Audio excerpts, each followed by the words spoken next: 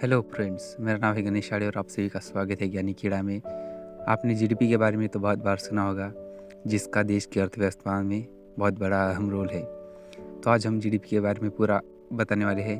तो जीडीपी के बारे में जानने के लिए वीडियो के एंड तक ज़रूर बने रहिए और साथ ही साथ चैनल को सब्सक्राइब भी ज़रूर करिए। ग्रॉस डोमेस्टिक प्रोडक्ट यानी जीडीपी, हिंदी में कहा जाए तो सकल घरेलू उत्पाद, किसी एक साल में देश में पैदा होने वाली सभी सामानों और सेवाओं की कुल वैल्यू को कहते हैं। रिसर्च और रेटिंग्स फर्म केयर रेटिंग्स के अर्थशास्त्री सुशांत हेगड़े का कहना है कि जीडीपी ठीक वैसी ही है जैसे किसी छात्र की मार्कशीट होती है। जिस तरह मार्कशीट से पता चलता है कि छात्र ने साल भर में कैसा प्रदर्शन किया है और किन विषयों में वह मजबूत या कमजोर रहा है, उसी तरह जीडीपी आर्थिक गतिविधियों के स्तर को दिखाता है और इससे यह पता चलता है कि किन सेक्टर की वजह से इसमें तेजी या गिरावट आई है। इससे पता चलता है कि साल भर में अर्थव्यवस्था ने कितना अच्छा या खराब प्रदर्शन किया है। अगर जीडीपी डेटा सुस्ती को दिखाता है तो इसका मतलब है कि देश की अर्थव्यवस्था सुस्त हो रही है और देश ने पिछले साल के मुकाबले पर्याप्त सामान का उत्पादन नहीं किया है और सेवा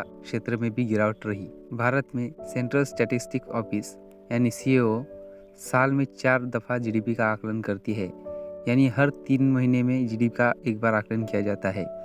हर साल यह सालाना जीडीपी ग्रोथ के भी आंकड़े जारी करता है। माना जाता है कि भारत जैसे कम और मध्यम आमदनी वाले देश के लिए साल दर साल अधिक जीडीपी ग्रोथ हासिल करना जरूरी है ताकि देश की बढ़ती आबादी की जरूरतों को पूरा किया जा सके। जीडीपी से एक तय अवधि में देश के आर्थिक विकास और ग्रोथ का पता चलता है। 4 अहम घटकों के जरिए जीडीपी का आकलन किया जाता है। पहला घटक कंजप्शन एक्सपेंडिचर है। यह गुड्स और सर्विसेज को खरीदने के लिए लोगों के कुल खर्चे को कहते हैं। दूसरा गवर्नमेंट एक्सपेंडिचर, तीसरा इन्वेस्टमेंट एक्सपेंडिचर है और आखिर में नेट एक्सपोर्ट्स आता है। जीडीपी का आकलन नॉमिनल और रियल टर्म में होता है। नॉमिनल टर्म्स में यह सभी वस्तुओं और सेवाओं की मौजूदा कीमतों पर वैल्यू है, जब किसी बेस ईयर के संबंध में इसे महंगाई के सापेक्ष एडजस्ट किया जाता है तो हमें रियल जीडीपी मिलती है। रियल जीडीपी को ही हम आमतौर पर अर्थव्यवस्था की ग्रोथ के तौर पर मानते हैं। जीडीपी के डेटा को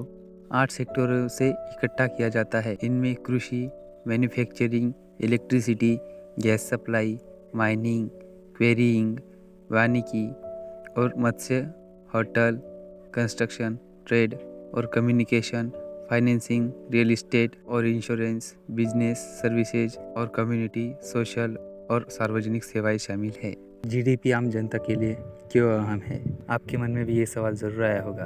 आम जनता के लिए जीडीपी इसलिए महत्वपूर्ण है क्योंकि यह सरकार और लोगों के लिए फैसले करने का एक अहम फैक्टर साबित होता है।